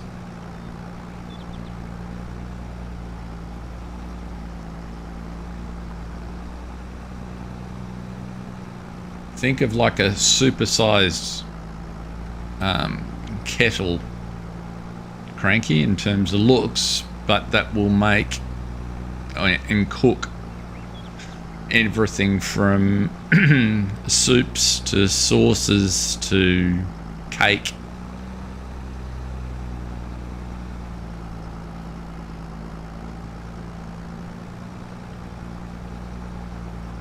Quite a clever piece of engineering.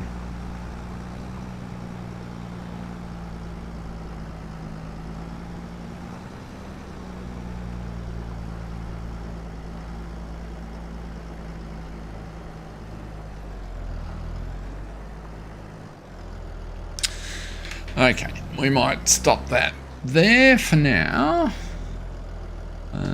And where will this take me back to? That takes me to there. The van is over here.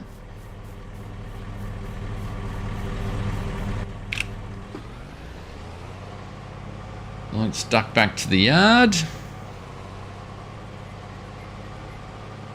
Whoop. Might have to fix that road at some point.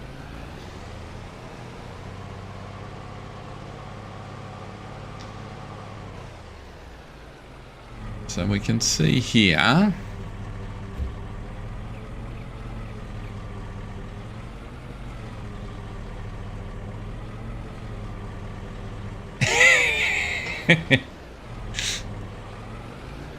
yes, the zealots are quite entertaining. It's quite funny.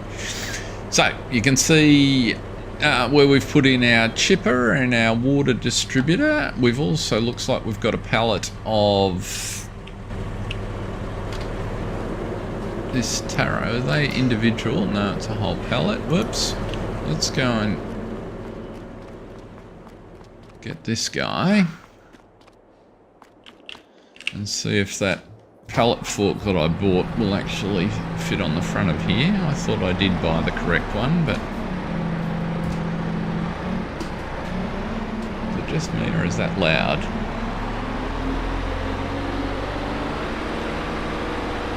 Well, you'll have to let us know how it goes. Is that a boiled fruitcake, Cranky?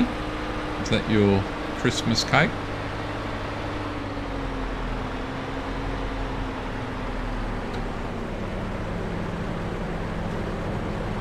Okay, we have a front loader. So now this is going to be interesting because that pallet looks to be higher than standard.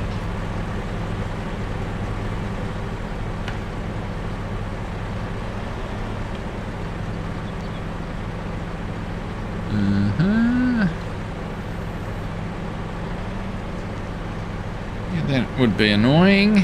Does it go up? It does. There we go.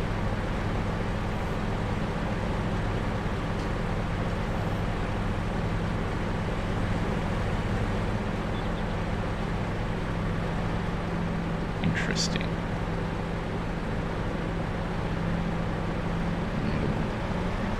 Push. No. Now, where do I want to put this? Pretty sure. Feels precarious.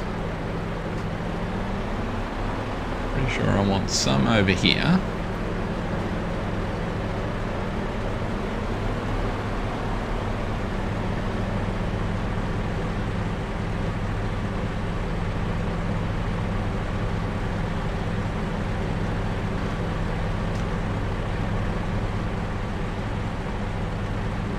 Okay, it's going to take forever, but we'll put some in just to get it started. Oh, and these are 1,500 litre pallets, which makes them, is that bushels size? 1,500 litres. So there's some in there.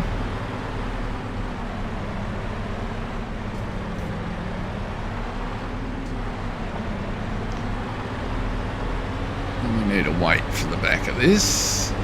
Now somewhere over here,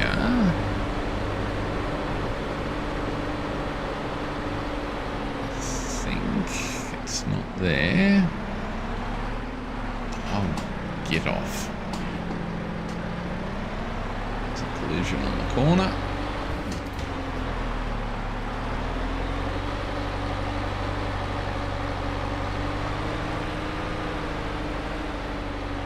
There we go. I reckon they go in that pile there.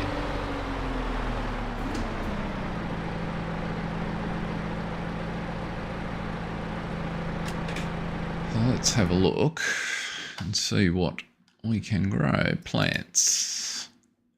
Okay, so that's got some taro. We can do bonsai, cypress, and eucalyptus. Does it make any difference to prices? Let's have a look here. Bonsai, 1,500. Eucalyptus, 1,300. Not really. Let's make a little bit. Let's see what we like from what we produce. So let's activate, and activate.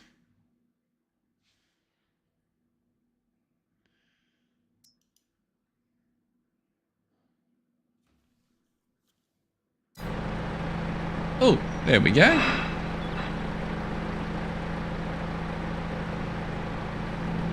So they look pretty funky. Let's get, oh, we'll leave you, load you right up.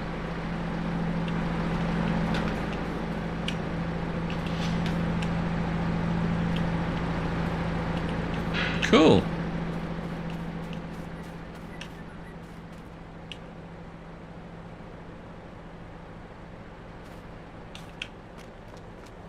Well, that looks a bit more lived in. They're rather large bonsais, but Mr. Miyagi style, he'd be proud. Now over here, well, this is the greenhouse that we have some in. Let us, flowers versus red cabbage. Let's have a look here.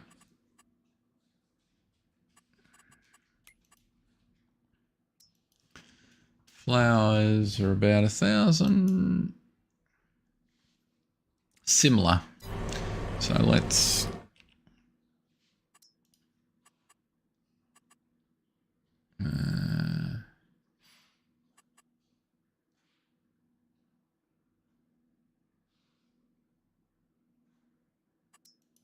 red cabbage, is that the one I've got? No.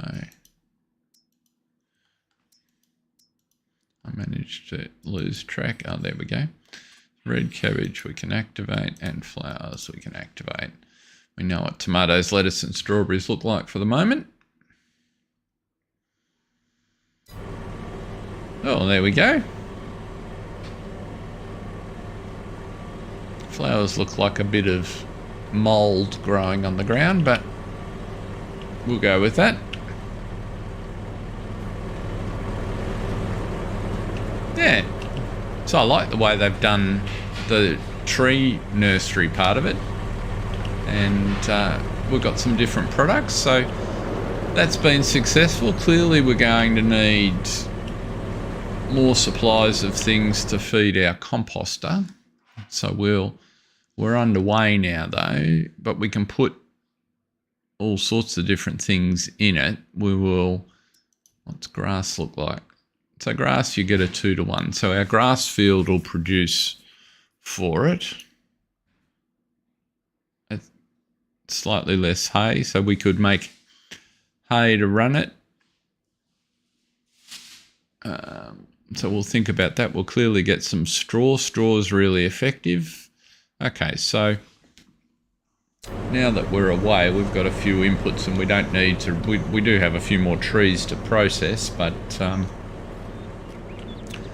they don't need to be such a high priority. We can just put them through the chipper when we get them. So I think that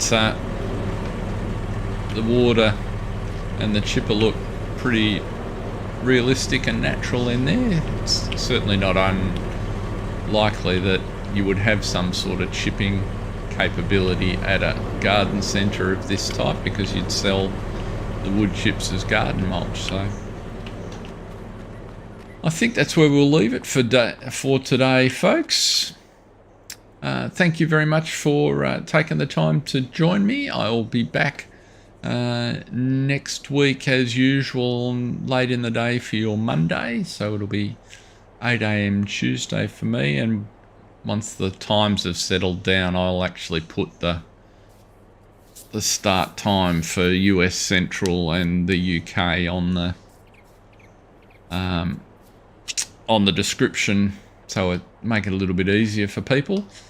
But yeah, it'll be Monday afternoon, evening for all of you folks. So have a great weekend, and we'll see you next time. Thanks. See ya.